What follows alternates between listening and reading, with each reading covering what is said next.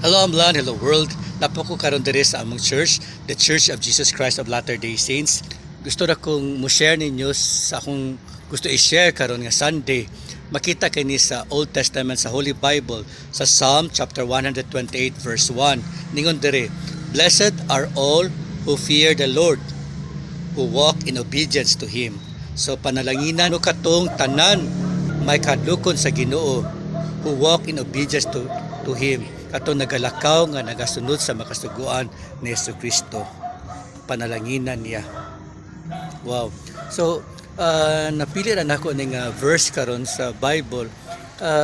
Sa panahon magani natugod karon labi na diri sa Pilipinas nga muratag about mag-agree ako nako. Muratag gisilutan sa Ginoo, daghang makatalagman, linog karon mga fires na pud, mga sunog, baha, and then mga political issues, daghang mapatayan, drug addiction. Kaingon bitaw ta nga mura na matagibiyaan sa Ginoo. Pero kung basahon nato ni siyang verse, "Blessed are all who fear the Lord." Dapat unta gyud ta panalanginan sa Ginoo.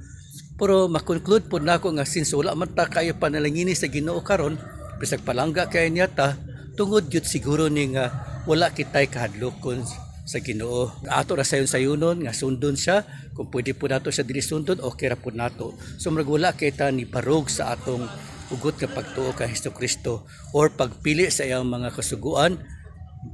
Bahalag unsay mahitabo ka nato. Kay naa kitay kadlokon sa Ginoo. Who walk in obedience to Him, nga naglakaw kita, nabuhi kita sa kalibutan, nga nagsunod sa iyang makasuguan. Sa ako na debalaan diriha ng daghang mga katiwalian, daghan kay mga disobedience, daghan na kay mga kasuguan sa Ginoo nga supakod sa mga tawo o makatawhan karon murag wala na kahadlok sa Ginoo. For example lang, dapat gyud nga kung unsay nibala natong kamatuoran, kung unsay kasuguan sa Ginoo, kung unsay nas Biblia, yang mga commandments, dapat ato gyud sa sundon, bahalag unsay mahitabo. Ang natabo karon sama ba ani atong politics karon? Nakabantay ko ba nga kung natay leader, kung kisa si mayor ba, si governor, si congressman, si presidente, si senator ba na siya, bisag kabalutan nga sayop ilang gibuhat, supak sa kabubuton sa Ginoo, somehow ato i-justify atong palutson nga murison lang ta nga mao may gusto sa atong boss, dili gyud na siya sakto. Bahalag unsay gusto sa atong boss, kung kabalo kita nga dili ka na uyon sa Ginoo, dapat di gyud nato na siya sundon ug di nato siya justify.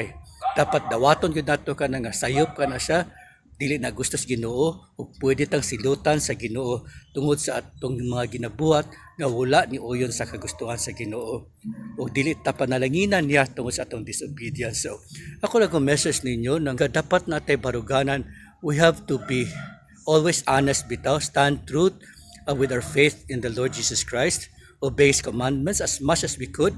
Tapos di nato i-justify, dili nato ingon nga ay kuan nang nakasala ko kay ay nangawat ko kay kinalaman ko kwarta kay ako lola nagsakit or namaligya ako drugs, nag-drug lord ko kay kuan magud nang kinahanglan ako sa confession or nag-prostitute ko tungod kay wa man koy makaon or nangawat ko malita-malita nga kwarta kay mapaingon na mapunis makatawhan or ditawat ko mga malita-malita nga kwarta tungod kay sayang pud gulay project ang ako ang distrito.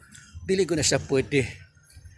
Mas may pa makot ko ni Pulong, Duterte nga siya ga bahalag wala ko na siya madawat nga mga kanang kwartang gipangkurap, dili sa tagaan, basta kay mo fight siya sa iyang prinsipyo ug ningon pagaya siya nga dili magutman ang mga Dabawenyos kung wala na mga ayuda-ayuda, wala nang budget sa government. So ako nakatunan niya nga kung dili siya sakto, dili siya uyon sa kabubuton sa Ginoo, then we have to say no to it. Di nato buhaton o dili nato i-justify nga may gustong governor or wala ko'y budget o wala ko'y kwarta, bahalag wala katanan.